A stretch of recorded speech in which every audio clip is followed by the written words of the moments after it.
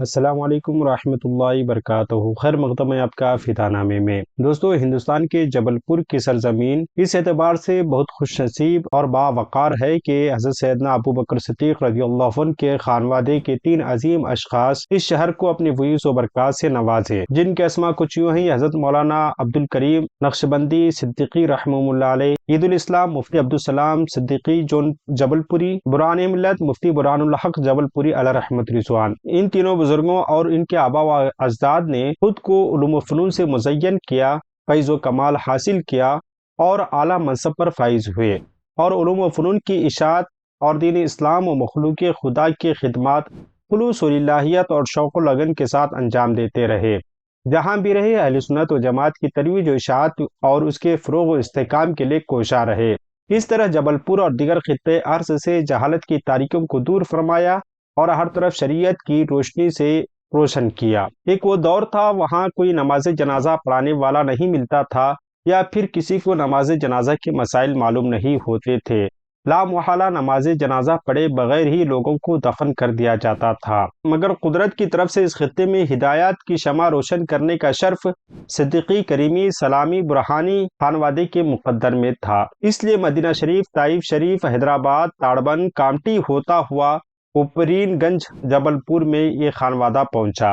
مساجد و مدارس قائم کیے، تنظیمیں قائم کی، تحریکیں چلائی، لہٰذا ہر طرف اسلام کا بول بالا ہونے لگا، توحید و رسالت کا غلغلہ ہوا، محبت خدا اور عشق مصطفیٰ صلی اللہ علیہ وآلہ وسلم کے نغمے خوب سنائے جانے لگے۔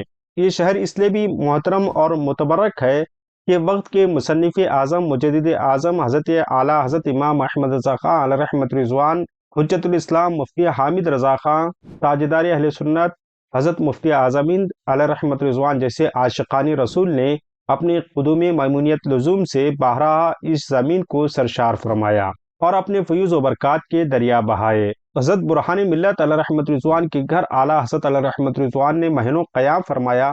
حضرت برہان ملت علیہ رحمت رضوان کے والد گرامی حضرت عید الاسلام مولانا عبدالسلام علیہ رحمت رضوان ہیں، اور برہان ملت کے دادا جان حضرت مولانا شاہ عبدالکریم علیہ رحمت رضوان ہیں، اور آپ کے پردادا مولانا عبدالرحمان ہیں۔ اعلیٰ حضرت علیہ رحمت رضوان کے خلیفے مفتی عبدالسلام علیہ رحمت رضوان اور مفتی برہان ملت علیہ رحمت رضوان کے بالترتیب باپ اور دادا پیر طریقت حضرت مولانا شاہ عبدالکریم علیہ رحمت رضوان حضرت مولانا عبدالرحمان کے گھر 1233 ہجری کو تاڑبین حیدرآباد میں پیدا ہوئے، جہاں آپ کے آبا و اجداد حضرت مولانا عبدالرحیم اور حضرت مولانا عبدالرحمان وغیرہ کو حکومت آصفیہ کی جانب سے معافی کی زمین حاصل تھی۔ اس کے بعد آپ کے والد گرامی مولانا عبدالرحمان علیہ رحمت رضوان کے ساتھ حضرت مولانا عبدالکریم علیہ رحمت رضوان جبل پور سکونت پذیر ہوئے۔ حضرت مولانا عبدالکریم علیہ رحمت رضوان نے ابتدائی تعلیم اپنے دادا اور والد گرامی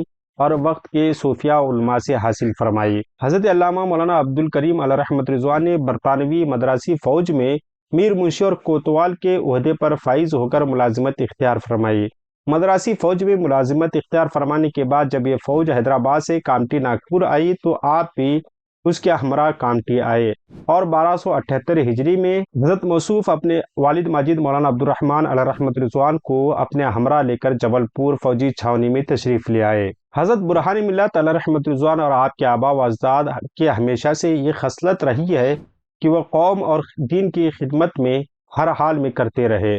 چنانچہ حضرت شاہ عبدالکریم علیہ رحمت رضوان مدراسی فوج میں میر منشی کے عہدے پر فائز رہتے ہوئے، کوتوال کے عہدے پر فائز رہتے ہوئے بھی دینی خدمات کا شغف جاری رکھا۔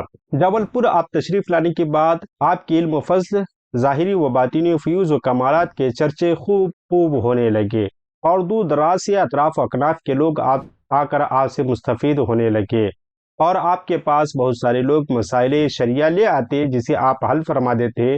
کچھ لوگ نقوش و تعویذات کے لیے آپ کی بارگاہ میں حاضر ہوتے، اور کچھ علاج و دوا کے غرض سے آپ کی خدمت میں حاضر ہوتے۔ حضرت کی ذات بابرکت فوجی ملازمت میں رہتے ہوئے بھی مرجع خلائق بن گئی تھی۔ حضرت مولانا شاہ محمد عبدالکریم علیہ رحمت رضوان کے پیر و مرشد حضرت مولانا یوسف حسن بخاری نقشبندی علیہ رحمت رضوان ہیں۔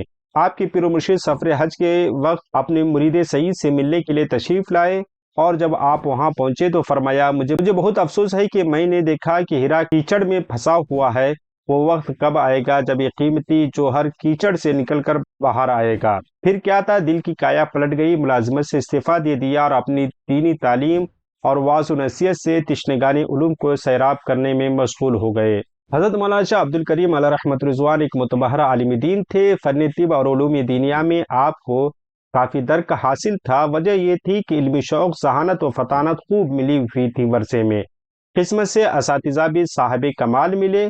آپ نے ابتدائی تعلیم اپنے جد امجد حضرت مولانا شاہ عبد الرحیم اور والد گرامی حضرت مولانا عبد الرحمان سے حاصل فرمائی۔ اس کے بعد حضرت مولانا شاہ دبلے محی الدین صاحب رائے بیلوری سے شرف تعلم کا سلسلہ جاری رکھا، اور فرنگی محل کے علماء کا اس دور میں علمی غلغلہ تھا، چنانچہ یہ شرف آپ کو بھی حاصل ہوا۔ تفسیر، حدیث، فقہ، ادب، معانی، بیان اور منطق وغیرہ علوم متبحر عالم دین حضرت علامہ مولانا عبد الحلیم فرنگی محلی علیہ رحمۃ رضوان سے حیدرآباد میں آپ نے حاصل کیے۔ آپ کا سب سے بڑا مشغلہ دین اور علم دین کی خدمت تھی اور اس کی نشر و اشاعت تھی، مگر آپ عالم بعمل ہونے کے ساتھ ساتھ بے مثال طبیبی حاذق بھی تھے، اس لیے روزانہ آپ کے در پر مریضوں کا تانتا بندہ رہتا تھا۔ ہزاروں افراد امراض مہلک سے شفا پاتے، اور آپ کا روزانہ کا معمول تھا کہ نماز فجر سے کافی پہلے مسجد کو کوتوالی تشریف لے جاتے، نماز تہجد و نوافل، پھر نماز فجر اور اوراد و اذکار پڑھتے اور اشراق سے فارغ ہو کر مکان تشریف لے آتے۔ اس وقت آپ کے مکان پر کافی لوگوں کی بھیڑ جمع ہو جاتی۔ کچھ وہ ہوتے جو اپنے بچے بچیوں کو دوا کے لیے آپ کی بارگاہ میں لے آتے، آپ ان کی نبض یا قارورہ دیکھ کر اس کے لیے علاج منتخب فرماتے۔ اس طرح بے شمار لوگ آپ کی بارگاہ میں حاضر رہتے۔ یہ سلسلہ دوپہر تک جاری رہتا۔ اس کے بعد آپ کھانا تناول فرما کر قیلولہ فرما لیتے، پھر مسجد جاتے، نمازیں ادا فرماتے۔ اللہ رب العزت نے آپ کو شعر و شاعری اور خطابت کی عظیم منصب سے بھی نوازا تھا۔ آپ تقریر میں تفسیر و حدیث کے علمی نکات بیان فرماتے اور لطیف نکتے بیان فرماتے۔ آپ کئی زبانوں کے ماہر تھے، عربی، فارسی، اردو، انگریزی، مراٹھی، تلگو، تامل وغیرہ بلا تکلف بولتے اور لکھتے اور پڑھتے تھے۔ آپ کو 2 صاحبزادے، ایک حضرت مولانا مفتی عبدالسلام عید الاسلام علیہ رحمۃ رضوان اور مولانا قاری محمد بشیر الدین صاحب۔ فضل الہی سے ان دونوں کو اعلیٰ حضرت علیہ رحمۃ رضوان کی خلافت کا شرف حاصل رہا۔ حضرت مولانا مفتی عبدالسلام عید الاسلام علیہ رحمۃ رضوان سلسلے عالیہ قادریہ رضویہ برکاتیہ میں اپنے سلسلے کے لوگوں کو بیعت کرواتے تھے، جبکہ قاری بشیر الدین رحمہ اللہ علیہ سلسلے نقشبندیہ میں لوگوں کو بیعت کراتے تھے۔